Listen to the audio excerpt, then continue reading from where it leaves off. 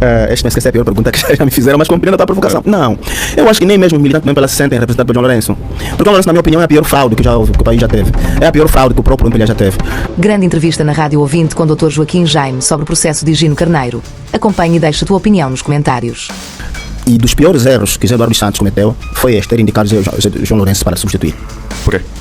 Bom, pelas práticas, não é? Okay. Há uma mensagem da Bíblia que diz, pelos sinais os reconhecereis. E os sinais estão aí.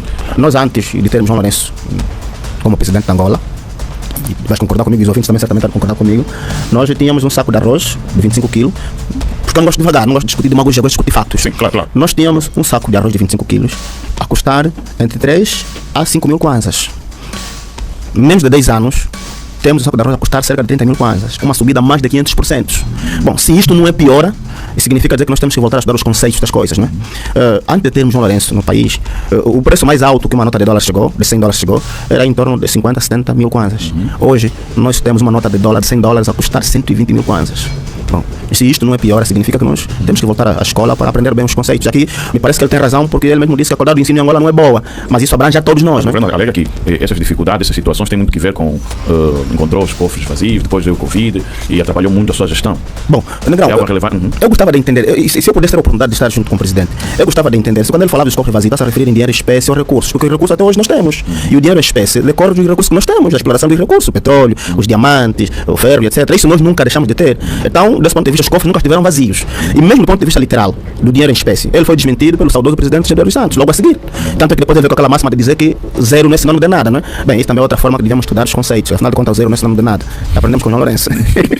Pois é. Diz aqui que se o João Lourenço disse aqui que os próprios militantes do MPLA não se sentem representados pelo seu presidente João Lourenço quando a presidência do MPLA, certo? Certo. Se os militantes não se sentem representados pelo João Lourenço como presidente do MPLA, como é que o João Lourenço conseguiu ter 11 mil candidaturas em menos de 24 horas?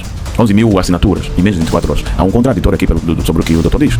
É uma boa pergunta, mas esse contraditório não é sobre o que eu disse, é sobre o que o próprio MPLA diz. Porque repara que o general Higino Carneiro, que levou um pouco mais de um mês para conseguir 19 mil assinaturas, estão a dizer que é falsas. Então, se quem teve esse tempo todo para recolher 19 mil assinaturas disseram que é falso, e quem recolheu em 2 dias do final da semana, nenhuma delas foi falsa. A contradição não é sobre o que eu digo, é sobre o próprio MPLA. Isso coloca em xeque o próprio MPLA. Então, as pessoas deviam se perguntar sobre isto. Um não pode ter mais aceitação do que o outro? Nesse caso, era mais suscetível o general Higino Carneiro ter mais aceitação, e os sinais indicam para isto. Olha, deixa-me dizer que eu não conheço o general Higino Carneiro. Nunca privei com ele, não conheço ninguém da família dele, nem nada, mas eu conheço os fatos, não é? O general Higino Carneiro tem uma história em Angola, mesmo do ponto de vista da governação. Eu não conheço ninguém, nenhum mais velho, que me dê uma referência positiva do general João Lourenço enquanto um gestor público. Não conheço ninguém. Mas tem muitos, aos milhares. Aliás, eu também acompanhei algumas coisitas do general Higino Carneiro. Só para fazer lembrar assim aos ouvintes. A província do Congo-Bango sempre foi tida como a terra do fim do mundo. Quando o presidente Eduardo Santos teve a ideia de mandar o general Higino Carneiro, aquilo mudou de nome, de fim do mundo para a terra do progresso. Okay. Isto significa o quê? Que havia um progresso. Significa que o homem foi para lá, implantou uma nova dinâmica e de facto haveria um progresso caso ele ficasse lá mais tempo. Eu quando veio para Luanda, nós vimos aquela festança, e aqui o Negrão e o MPLA são muito hipócritas, são ingratos. Aquela festa toda que o Bento deu, louvando, bendizendo, venerando o general Higino Carneiro. Hoje que o general Higino Carneiro quer se candidatar à presidência, o Bento vira as costas. Sinceramente, a política é muito grave. Mas tem que ouvir ao seu líder atual. Bom, esta é uma boa questão, né? Tem que ouvir o líder atual, mas a questão é pronto, eu sei que aqui tu faz as perguntas, né? Mas pode também fazer uma pergunta retórica que eu faria. Mas afinal a questão, quando nós estamos numa organização, sobretudo uma organização de um país que se quer democrático, ou que se diz democrático pelo menos do ponto de vista da Constituição. E aliás, os próprios estatutos do MPLA são dos mais democráticos que existem. Ok, estatuto. Sim, os estatutos. Nesta questão, a pergunta seria, afinal, ouve-se ao líder ou ouve-se, digamos, a estrutura como tal que é guiada nos estatutos? Ok. A pergunta seria essa.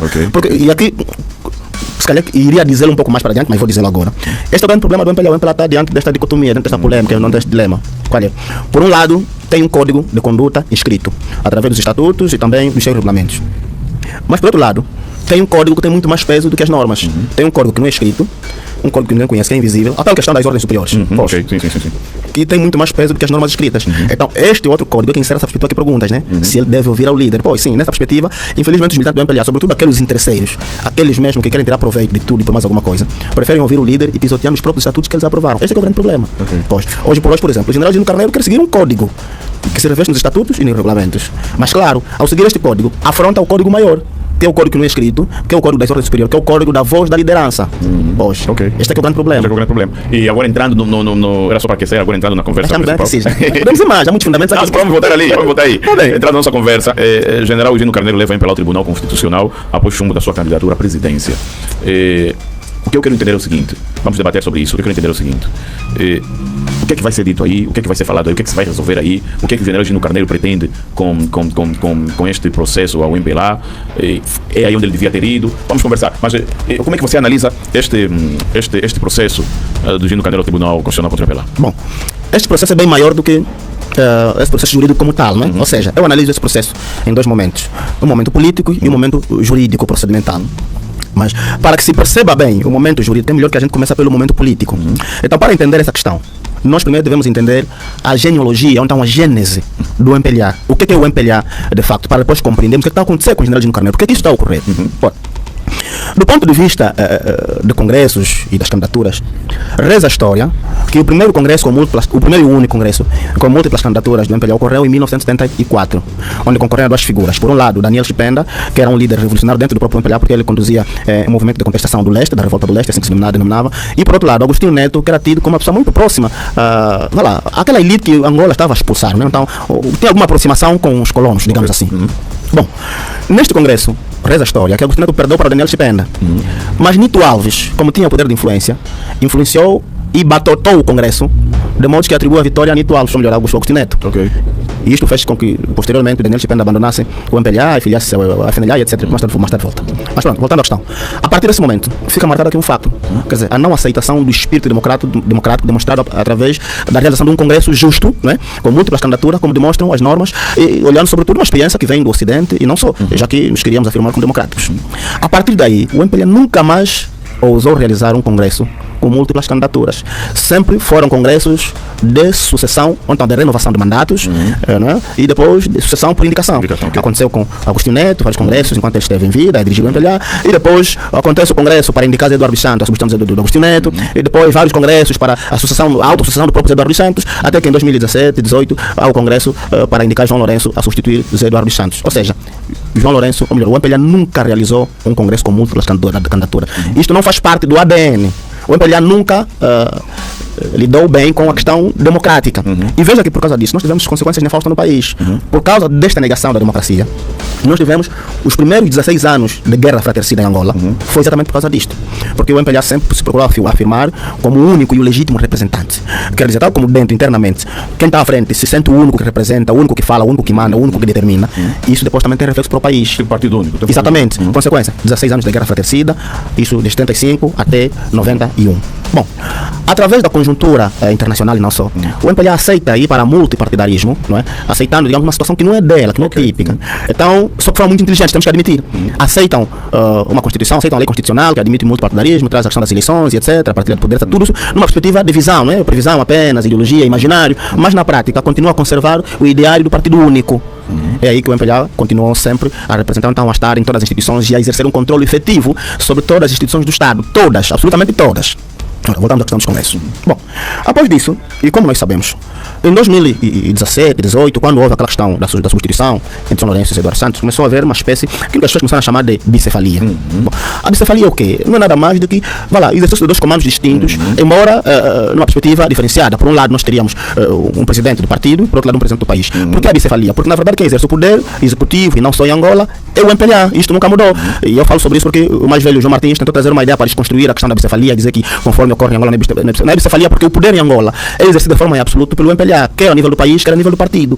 Logo, é o mesmo ente que teria duas cabeças, uma para dirigir o país e outra para dirigir o partido. E sendo que as políticas públicas são essencialmente a direção do partido. Vai continuar, e aproveitando essa deixa da bicefalia, há quem diga que gente dentro. Dr. Jaime fez duras declarações contra João Lourenço e o MPLA, colocando em debate questões que há muito dividem opiniões na sociedade angolana. As suas palavras foram fortes e levantaram novamente a discussão sobre a forma como o país está a ser governado e sobre as decisões políticas que têm marcado os últimos anos. Ao abordar a atuação do presidente João Lourenço, Jaime não poupou críticas e questionou determinadas escolhas políticas, econômicas e sociais. Para ele, existe uma diferença significativa entre aquilo que foi prometido aos angolanos e aquilo que efetivamente chegou à população. As críticas também atingiram o próprio MPLA, partido que governa Angola desde a independência. Jaime colocou em causa a capacidade do partido de responder aos principais problemas do país e deixou uma mensagem que promete gerar muita discussão.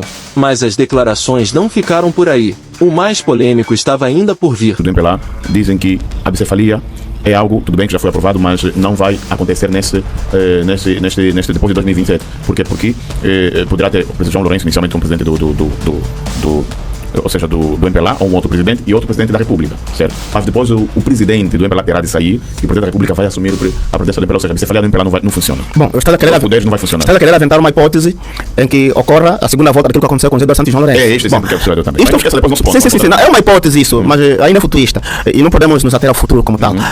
Tudo isso é muito incerto, mas certamente o João Lourenço não é tão ingênuo como o presidente José dos Santos, infelizmente. Pronto, não como ele era ingênuo, eu acho que ele confiou demais no seu miúdo, João Lourenço. Quais foram as ingenuidades caso tenha cometido o presidente José Eduardo dos Santos ao ter saído e deixar as coisas como estão quando pergunta fruto do que diz? Não, há informações de que ele teria sido alertado por muitas pessoas do MPLA que o João Lourenço não seria a boa pessoa para lhe suceder, mas ele insistiu. Também, pronto, o mais velho que era, tanto tempo que tinha de poder, por mais que o João Lourenço fingisse, eu acho que ele teria o discernimento suficiente para perceber aquilo que está a acontecer hoje. Não teve porquê. Negrão, tudo que está a acontecer hoje em Angola, eu previ em 2017 e 2018. Essa live está a ser acompanhada por muitas pessoas, certamente me conhecem, sobretudo os meus amigos, com quem frequentei o curso superior de Direito na Piaget. E se estiverem me acompanhando, se estiverem a mentir, podem ligar agora e vão desmentir. Em 2018, 17, 18, até um pouco de 2019, eu desenhei tudo, mas tudo que está a acontecer agora, porque eu em nenhum momento acreditei que o João Lourenço fosse capaz, primeiro, de produzir alguma alteração no modo de viver, no caso para melhor, isso dos angolanos. Doutor, a quanto da sua tomada de posse, fez um discurso muito bonito em que não havia todo mundo, justiça para todo mundo. Se eu continuar, pronto, nunca acreditei sequer que ele fosse capaz de combater a corrupção. Em linhas gerais, nunca acreditei que ele tivesse capacidade de promover reformas em Angola. Porque se ele ia metendo pessoas ou seja, exonerou muita gente que a gente nem imaginava que fossem. Pronto, segura essa sua questão, que eu gostaria que esgotasse na questão dos generais no Carneiro. Depois, se pudermos, se tivermos tempo, voltamos a isso. Depois vamos voltar então, vamos à cena do Gino Carneiro. Pois. Então, estava eu a falar dos congressos, não é? Pronto, houve aquela situação da bicefalia e etc, que o João Lourenço não se adaptou com aquilo porque já tinha na manga a intenção de abocanhar o poder no partido do mais velho, e assim conseguiu, porque regimentou um grupo que lhe ajudaram a fazê-lo e apoiaram o Zé Eduardo Santos do partido. Foi um golpe bem sucedido, mas é um golpe que o João Lourenço deu, não esqueçam disso. Com a ajuda dos mais velhos de Matroce, até que hoje estão bem arrependidos. Pois, mas entretanto, veja que neste interim, em 2021, quando se vai para o Congresso, com medo de que a questão da bicefalia pudesse voltar a acontecer, colocaram o tal artigo 120 que impedia um presidente, no caso, impedido de concorrer à República, também concorrer ao partido. Ou seja, tal como no país o presidente tinha 2 mandatos, no partido ele também teria seus 2 mandatos. O João Lourenço, para contornar isso, batotou o partido, realizou um congresso extraordinário no qual alterou o estatuto em 2026, né? E 25, salvo erro. Ora, os estatutos não são alterados em congresso extraordinário. Aliás, os próprios estatutos do MPLA, no artigo 140, o estatuto de 2021, está lá escrito, está lá, que os presentes estatutos só podem ser alterados em congresso ordinário, porque quando é uma questão da matemática, não é? Normalmente quando estamos diante de uma equação do primeiro e segundo grau, o que nos identifica normalmente vai ser o elemento 1 e 2, normalmente o 1 está implícito, o 2 está sempre expresso. Aí sabemos que sempre que tivermos x2, significa que estaremos diante de uma equação de segundo grau. A mesma coisa com essa questão, e aqui não é uma questão se calhar de confusão, não. Congresso, a expressão congresso traduz a ideia de congresso ordinário. Congresso extraordinário tem de vir extraordinário porque é uma exceção ao congresso ordinário. Então o congresso ordinário é o único órgão capaz de alterar os estatutos, mas o MPLA contornou, no caso João Lourenço contornou, e alterou os estatutos fora de época, uma batota. Conseguiu como? Por causa do apoio dos jovens. João Lourenço sempre foi muito inteligente, isso temos que reconhecer. Sempre atribui a ele o mérito de um bom jogador de xadrez, um exímio jogador de xadrez. Porque depois que ele conseguiu apoiar Eduardo dos Santos, naquele mesmo congresso, ele ampliou o Comitê Central de 300 para cerca de 600 e poucos. Qual seria a finalidade? A finalidade é introduzir jovens, né? Porque ele tinha calculado que os mais velhos não são confiáveis. Ele tinha calculado que os mais velhos podiam apoiar num certo momento, mas se ele se desviasse, como ele tinha a agenda de se desviar, como a agenda dele nunca era fazer reforma, ele sabia que os mais velhos depois iam retirar o apoio. Então coloca jovens com muitas carências, muitas necessidades, né? Jovens que se querem realizar à custa do MPLA e não tem outra solução senão apoiar o líder, porque entendem que é o líder que está em condições de realizar os anseios deles. Então foi a estratégia que ele teve, introduziu muitos jovens, são esses jovens que hoje lhe valem para, digamos, fazer a atrocidade, a fazer mesmo a nível do partido. Por isso que tu hoje vês discursos de jovens do MPLA a ser mais amedrontador, mais assustador do que os próprios mais velhos. Que é uma conversa que se fala do MPLA para os jovens, o que é que eles dizem? Ah, não, quando os mais velhos querem conciliar, tem que se lembrar que eles já têm tanto, nós também queremos nascer como eles. Mas, no entanto, se esquecem que aqueles mais velhos têm o que têm, porque conseguiram durante mais de 30 anos. E lutaram pela... E lutaram. E esses jovens querem ser igual ao Dino Matrosso, igual ao Roberto Almeida, igual a tantos outros mais velhos, em apenas 10 anos, querem acumular fortuna como esses mais velhos. Por isso é que o país está como está. E a única figura capaz de lhes proporcionar isso é o presidente João Lourenço, infelizmente. É uma coisa que ele próprio disse que ia tentar combater, mas acabou sucumbindo nisto. Não Você quer me dizer que João Lourenço está a praticar a corrupção junto aos jovens, junto dos jovens? Quando voltamos a essa questão, vamos falar. Voltando ao assunto Pronto. Até aqui, eu queria fazer, digamos, uma cronologia dos fatos para mostrar qual é, digamos, a aceitação, qual é a visão do MPLA sobre essa questão da democracia, sobretudo traduzido na perspectiva da realização dos congressos com múltiplas candidaturas. Até aqui, conseguimos ver que o MPLA nunca lidou bem com essas questões. Okay. Pois. Então, quando vamos olhar para o Higino Carneiro, nós temos que entender e dizer que o problema aqui não é sobre o Higino Carneiro. O problema também não é sobre os estatutos do MPLA, o problema é sobre a tal ordem superior, o problema é sobre a ideologia, ou então a genealogia do MPLA, que é contra os adventos democráticos. Porque quem não é pró-democracia jamais vai aceitar a ideia de se realizar um congresso com múltiplas candidaturas. Portanto, o que está acontecendo agora é uma tentativa de se experimentar, digamos, um contexto novo que, por acaso, está previsto nos estatutos do MPLA, que, como eu disse, são um dos mais democráticos que existem, temos que admitir isso. E isso começa com o Jean Antônio Venâncio, né? Em 2021, o Saulo Foer, quando tentou concorrer, e sabemos, né, o que aconteceu com ele, e até hoje ele disse que perdeu o negócio, etc, por causa disso, perseguição política. Agora também, mais 2026. Sim, mas ele está a sofrer, perseguição política. Né? E o general Higino Carneiro, que, pronto, querem experimentar, querem ensaiar, digamos, uma coisa que nunca ocorreu no MPLA, mas querem trazer isso porque está previsto. Primeiro, nós temos uma Constituição que diz que Angola é um Estado democrático de direito. E depois, os estatutos prevêem isso. Então eles querem fazer este ensaio, só que a máquina de bloqueio é muito superior a eles. Pronto. Então, isto justifica, por exemplo, falando concretamente do general Higino Carneiro, justifica que ele esteja a ser perseguido, porque para mim, não que ele seja o santo, mas o que está a ocorrer com o general Higino Carneiro, e eu digo em alto e bom tom, é apenas, ou trata-se apenas de uma perseguição política. E eu fundamento. Bom, Sim. primeiro, o general Higino Carneiro, sabemos que em 2019 foi anunciado um processo contra ele. E Justo ou não, na sua visão? não consigo dizer se é justo ou não, porque somente o tribunal tem a competência, e eu, enquanto fazedor do direito, tenho que ter aqui esta cautela. Pois, somente o tribunal pode dizer se o processo foi justo ou não, em função das provas acarreadas e etc. E depois, culminando com julgamento, condenação, absolvição. Mas como nós sabemos, em 2019 o general Higino Carneiro foi processado, supostamente por um crime, ou então por crimes cometidos durante a sua gestão na província do Codocubango, e depois, 1 ou 2 anos depois, voltamos a saber de um outro processo que lhe acusavam de burla de algumas viaturas, isso já na gestão, isso entre 2016 e 2017, enquanto governador da província de Luanda. Bom, em 2022, o processo 40/19 foi arquivado pelo Tribunal Supremo por insuficiência de provas. Esse foi o processo do Quando Cubango cai no de Luanda. Não, pelas informações, é o do Quando Cubango. Tá bom. Na mesma senda, também em 2022, né, em 2026, o processo também foi arquivado pelo DNA, porque supostamente a entidade que tinha feito a queixa, tratando-se de um crime particular, retirou os procedimentos criminais. Okay. Quando se retira o procedimento criminal, o mínimo que pode acontecer é o arquivamento dos autos. Não há fundamento. 2 processos arquivados. Bom, quando o general Higino Carneiro anuncia a sua intenção de se candidatar à presidência do MPLA, quando ele faz aquele comunicado, tipo uma questão de respeito, foi ter como presidente, e veja só, as pessoas dizem que as pessoas do MPLA não sabem o que é disciplina partidária. Eu tenho pena das pessoas do MPLA, não sabem o que é disciplina partidária. Eu tenho um amigo aqui já fala muito sobre essas coisas. Ele é um amigo, posso citar porque ele é um amigo mesmo, né? Fala muito sobre essas coisas, mas eu posso dizer aqui que faz muita confusão, não sabem, distorcem o sentido da disciplina partidária. O general Higino Carneiro, por uma questão de disciplina partidária, foi à sede do partido, pediu uma audiência ao seu presidente e comunicou ao presidente a sua intenção de se candidatar à presidência. Se isso não é respeito, o quê? Oh, meu Deus, é um militante que faz isso. Ele podia muito bem falar publicamente só porque ele tem esse direito, nada lhe proíbe, nada lhe obriga também a fazer o que ele fez. Mas como ele é um militante muito dado ao respeito aos estatutos, isso é o que significa disciplina partidária, respeitar os estatutos. E sabe que nos termos dos estatutos existe um líder, ele foi, pediu audiência e foi comunicar ao líder: líder, já que você vai cessar o mandato, eu vou concorrer, eu tento concorrer. O que assistimos a seguir? Uma baita entrevista conduzida pelo renomado jornalista da TPA, do Angola, Ernesto Bartolomeu, onde o querido presidente se manifestou completamente desagradado pela intenção do general Higino Carneiro.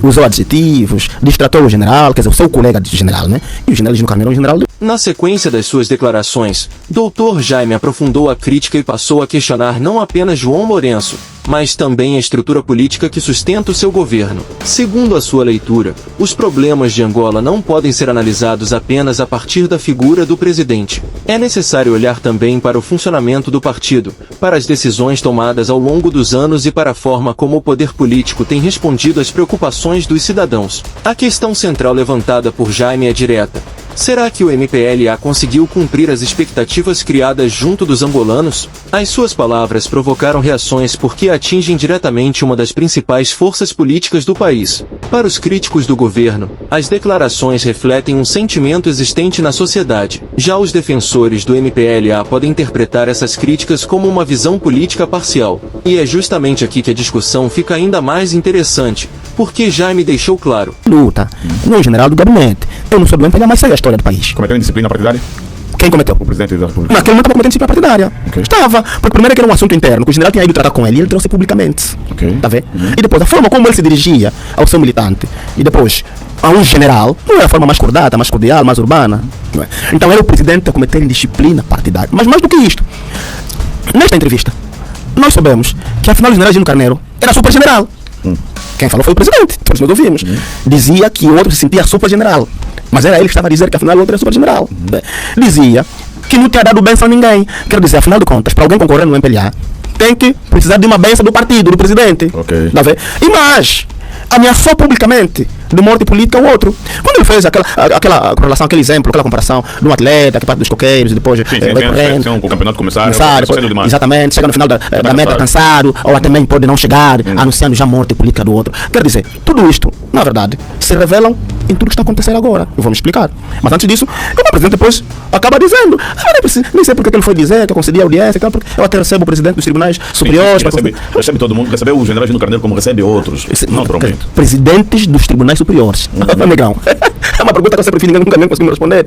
Por que os presidentes dos tribunais superiores, que são por excelência outro poder, que são também poder e soberania, por que eles precisam de pedir audiência ao presidente de um partido político? Qual é a relação? Não existe. A menos, tal como eu estou a dizer, na prática, a democracia é só imaginário, é só ideário. Ou seja, eles vão lá, naquela audiência, vão lá pedir orientações sobre como vão despachar os processos, sobre todos aqueles processos ligados aos opositores, quer oposição de facto, quer aqueles opositores dentro do partido. Que tipo de orientação vão pedir, sendo que eles são autônomos e só devem fazer o seu trabalho devidamente? Você jornalista gosta muito de fazer perguntas cavilosas, mas eu tenho fundamento para te responder. Olha, vou dar só um dado. A última vez que esteve cá em Angola em vida, o saudoso presidente Eduardo dos Santos, nesta altura, os anos dos Santos têm interposto um recurso extraordinário de inconstitucionalidade ao Tribunal Supremo. O Tribunal Supremo, isto é público, o Clube Cabo escreveu sobre isso. Na altura, o presidente era o venerado juiz Joel Leonardo. Nesta altura, também estava a fazer os preparativos para o Congresso do MPLA, no que passou no 11 de novembro. Havia a questão de negociação, se o presidente, se o ex-presidente pudesse participar ou não. O partido queria muito que ele participasse, mas ele tinha reserva, estava muito magoado com tudo que ele tinha feito. Okay. Então ele estava decidido a não participar. Okay. O Tribunal Supremo escreveu ao Palácio pedindo orientações como haveria de se pronunciar, como haveria de responder o recurso apresentado pela defesa do Zeno. Está a entender? Nós somos adultos. E o Palácio respondeu, o Palácio disse, não, vamos esperar. Como mandamos uma questão ao pai dele para saber se vai aparecer no Congresso ou não. Então vamos responder só depois dele dar uma resposta. Aí vamos entrar na nossa e conversa. Como o mais velho não foi ao Congresso, o recurso do Zeno foi chumbado com sucesso. Não, vamos entrar na nossa conversa. Vamos esperar um pouco, porque é aí também onde aproveitamos a independência do o que o Gino Carneiro está a fazer. É só isso, vamos. Sim, vamos chegar. Prossiga. Temos tempo, vamos a isso. Então, voltando à questão da entrevista, né? Sim. Então, aí o presidente mostrou que de facto ele tem controle de tudo em Angola. Só isso justifica o que ele disse naquela entrevista. Mas o mais importante é que ele anunciou uma série de ameaças contra o general Gino Carneiro. Então, isso justifica aqui. Primeiro, hoje por hoje a leitura que eu faço agora é esta. Compreendo porque que só agora, então só depois desse momento, é que foi retirado o ex-presidente do Tribunal Supremo, Dr. Joel Leonardo. Porque supostamente ele terá arquivado os processos contra o general Gino Carneiro e entendeu-se que ele não seria a pessoa indicada para voltar a reativar os processos. Mas essa conversa de processo Gino Carneiro mesmo é um facto, é verdade mesmo? Mas é um facto. São factos. Processos têm sido arquivados, depois voltam à tona. Vamos falar também sobre isso. São factos. Ora, foi público que quando o Dr. Pedro Mendes Carvalho foi nomeado a substituir o general Pitagros, no cargo do PGR, ele citou as prioridades dos processos, e entre as prioridades ele citou os processos do general Gino Carneiro. Okay. Isso não são meras coincidências, né? Esse levaria, por exemplo, Joel Leonardo do Tribunal e Pitagros da PGR a não dar seguimento ao processo de Gino Carneiro. Não, o Pitagros deu seguimento, porque a PGR, o Ministério Público instruiu o processo, remeteu ao Tribunal. E o Tribunal analisou e achou que não tinha prova, na perspectiva do Tribunal, arquivou o processo. Isto é um mecanismo, um expediente normal. É assim que se processa. A lei substantiva prevê isso, a lei processual prevê isso. O que levou a essas exonerações? Bom, aqui são especulações, né? São especulações. No caso do Joel Leonardo, hoje entende-se que o facto de ter... Porque assim, o Joel Leonardo está envolvido em muitos escândalos.